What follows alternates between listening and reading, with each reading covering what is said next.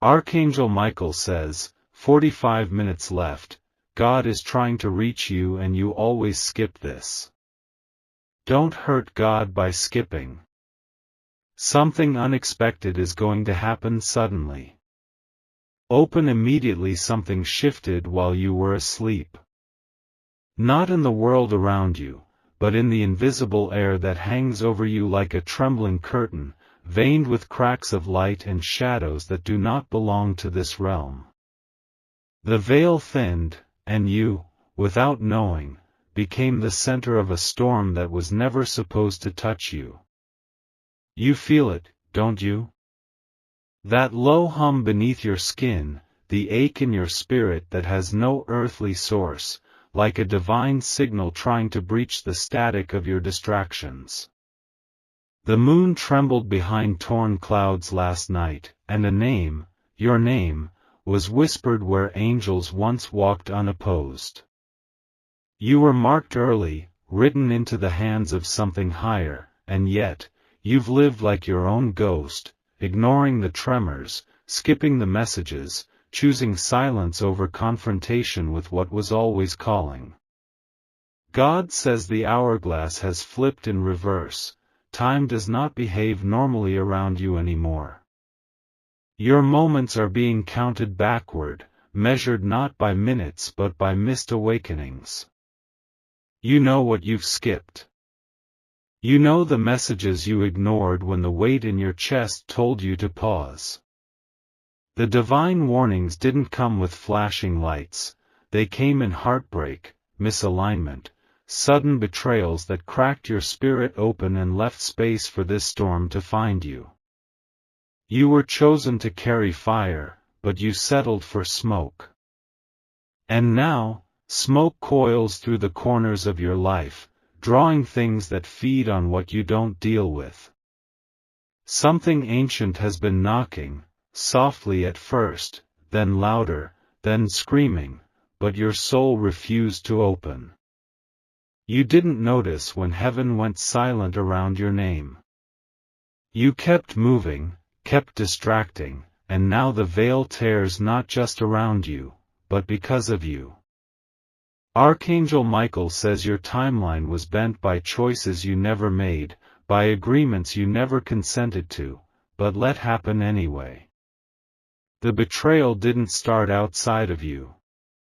It began the moment you silenced your knowing, ignored the crack in your mirror, the reflection that moved a split second after you did. That wasn't you, it was something shadowing you, mimicking you, waiting for your soul to fall asleep at the gate. You were watched, even as you slept through messages intended for you alone. And now the torn veil swings wildly over your life, exposing what should have remained hidden until you were ready. But readiness is no longer a privilege. Now it is a demand. This isn't a moment to contemplate. This is a crossroads disguised as a storm, and the wind that presses against your life isn't weather, it's judgment wrapped in mercy. The sudden chaos isn't random, it's precision. God says the thunder you feel in your chest is the echo of what's coming for you if you refuse to awaken now. You have been the pause in a divine sentence for too long. The command was already spoken, but your refusal made time stretch unnaturally, bending everything around you into silence and confusion.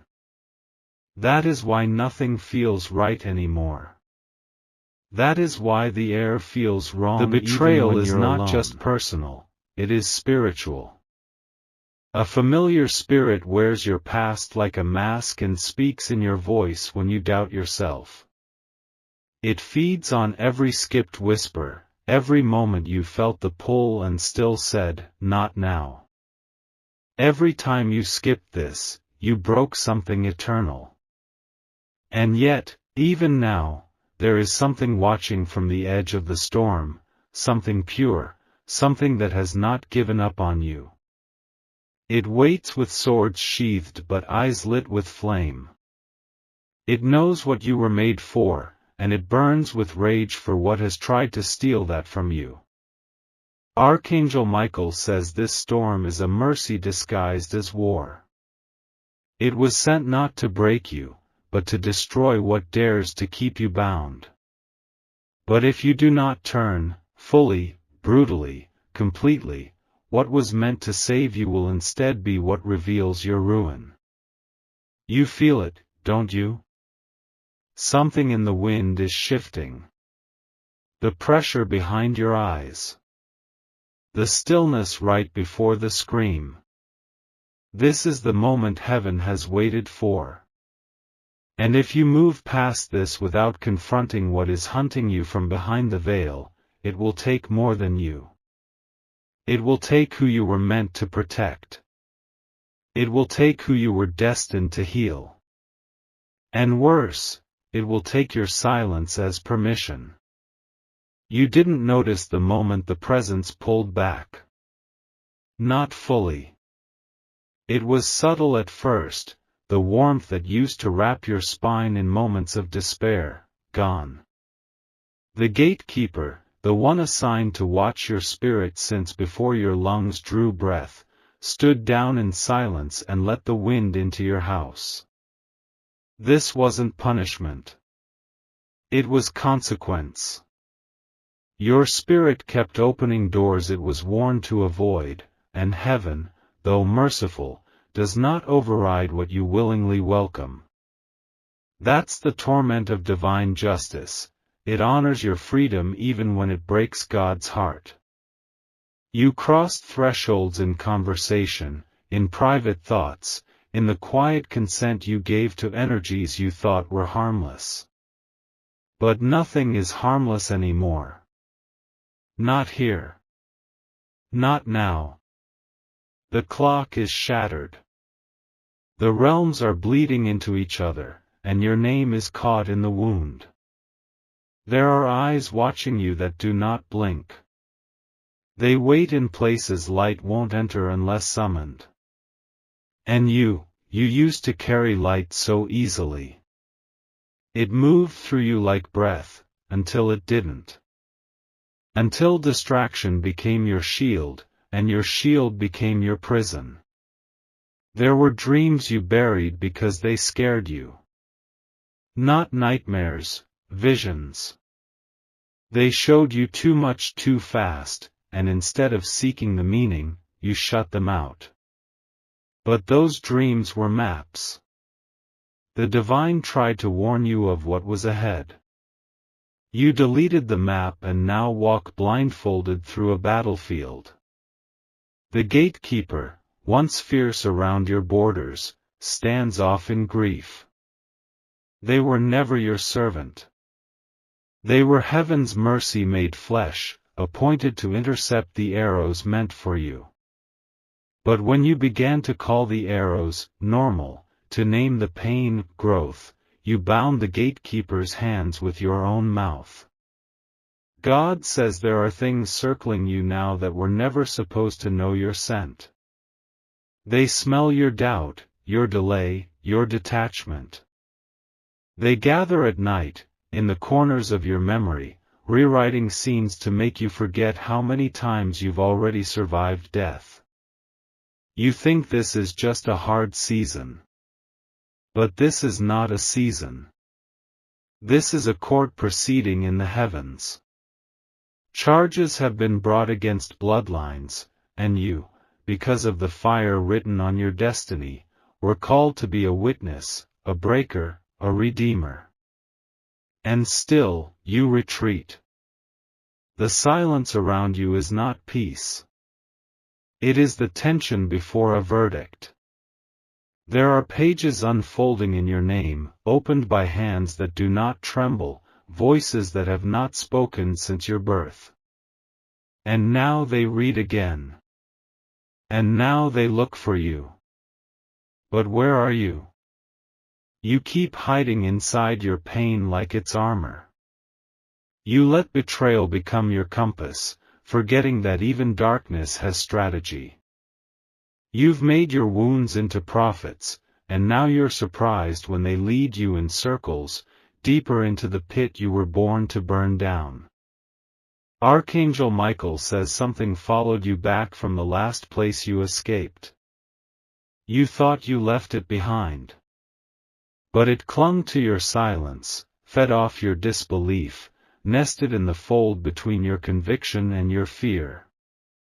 It waits now, not just to devour, but to replace you. Do you understand what's at stake?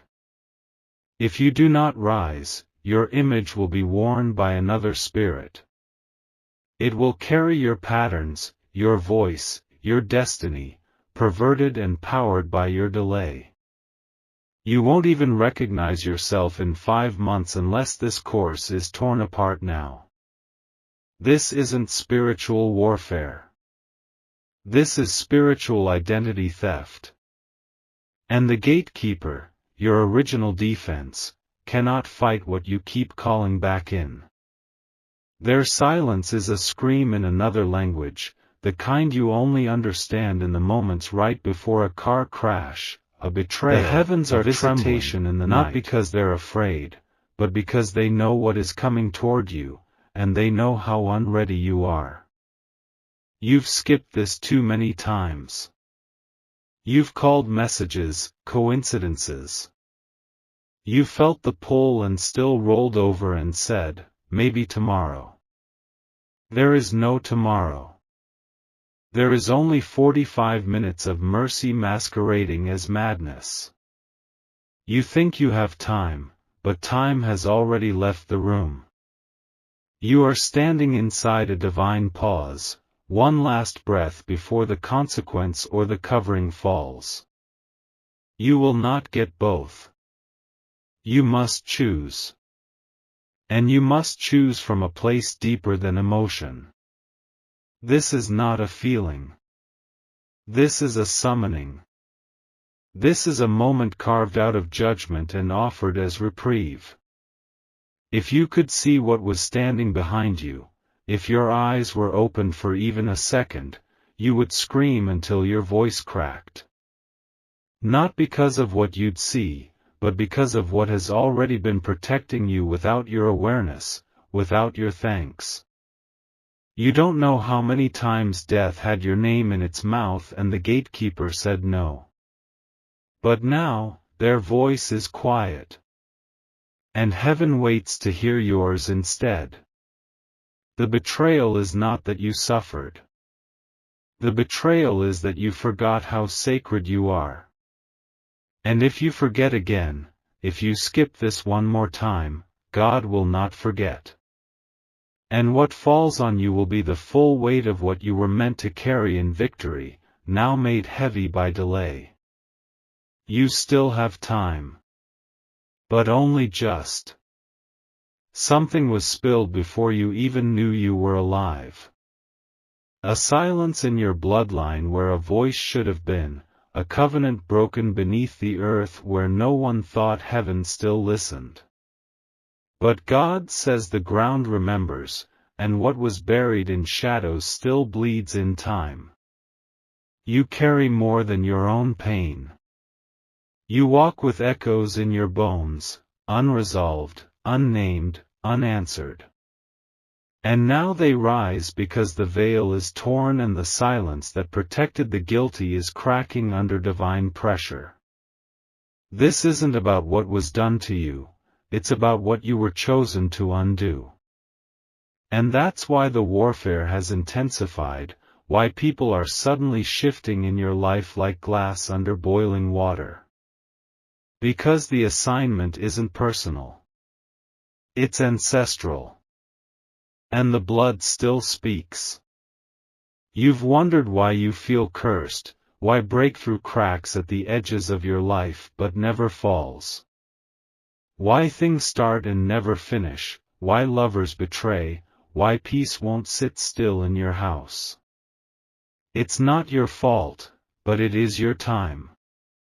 You've been positioned in the courtroom of time to either testify or repeat the verdict handed down generations ago. This is why your name burns in the spirit. Why your dreams break the laws of sleep. Why your tears fall even when nothing is visibly wrong. Because something is wrong, something ancient. Something handed to you in silence, with the expectation that you would never question it. But you did. You do. And that alone has drawn the attention of both angels and devourers. Archangel Michael says a shadow priest once cursed your bloodline, not with words, but with silence. With abuse hidden behind ritual. With innocence broken behind locked doors. And when the blood hit the floor, the covenant was sealed in pain instead of power. You were born to reverse that altar. That's why nothing in your life has been allowed to stay lukewarm. Why normalcy slips through your fingers. Why spiritual apathy feels like suffocation. Because your soul has been burning for a war you don't consciously remember, but your spirit has never forgotten. And now? Now the reckoning begins. There's no more delaying. No more denial. The inheritance has come due, and heaven wants to know, will you bear the sword or the shame? Will you break the cycle or become its final victim? The ones who hurt you were just puppets in a deeper drama. But now you are no longer a child. You are a throne in motion. And thrones cannot hide when war cries rise. Your house is trembling. The ground is whispering.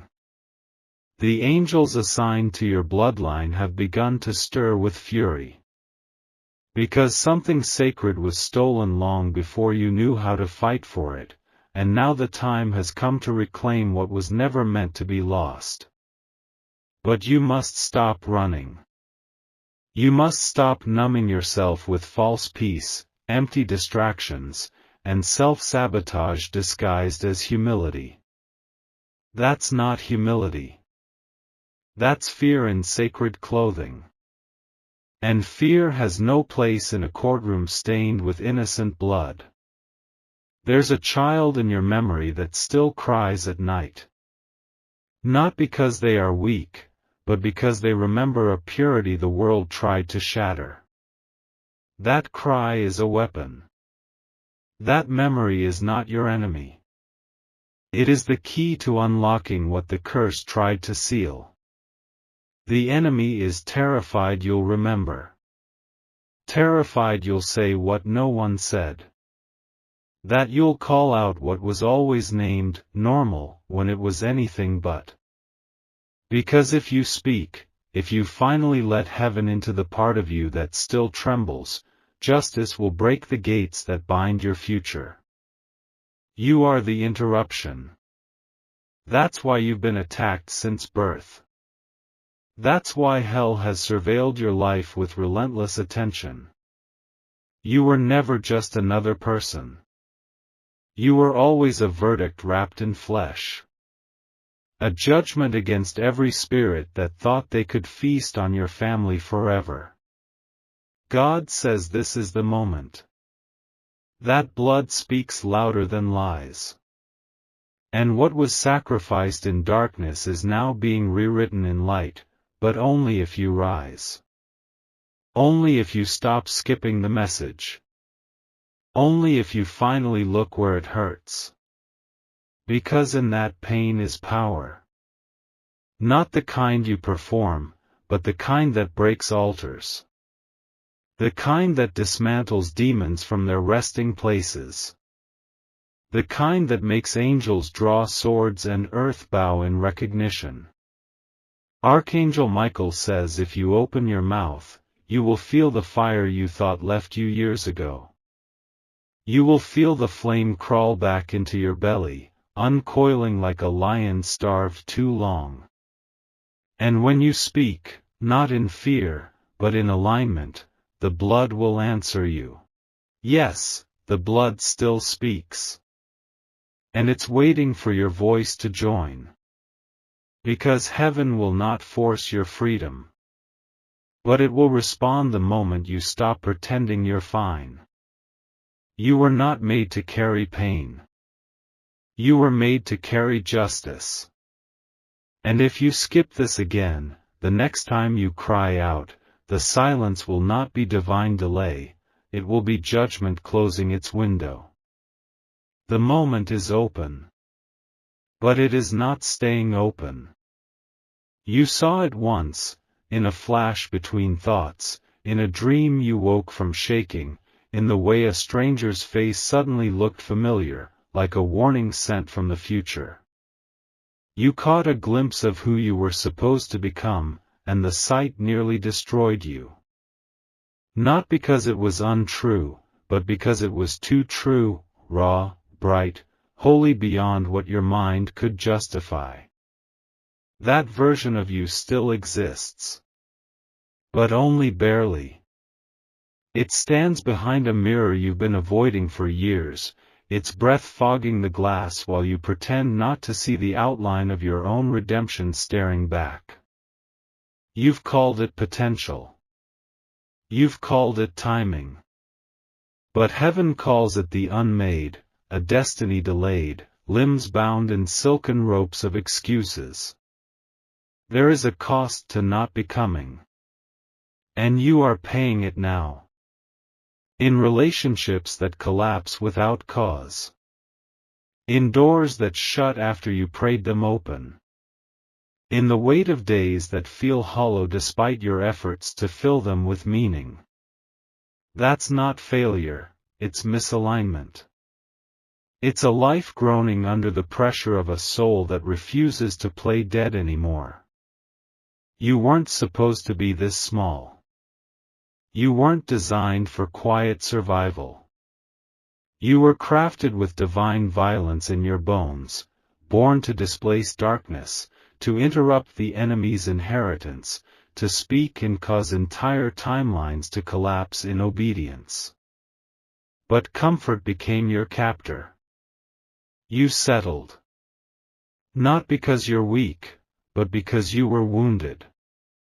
And the wound told you it was safer to dim down, to disappear in the middle of your own becoming. But that lie has expired. That illusion is shattering.